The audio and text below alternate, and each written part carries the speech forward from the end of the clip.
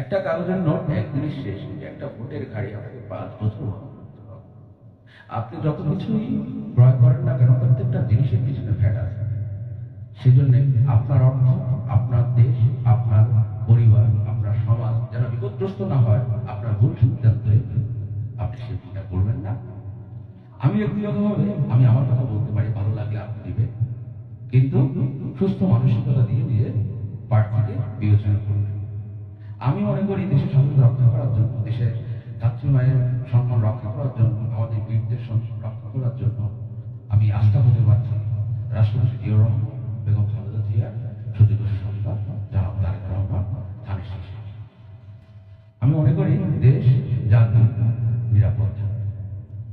কোন রাজনীতিবিদদের খারাপ বলা হবে, আগে আমরা দেখতে হবে আমরা কি।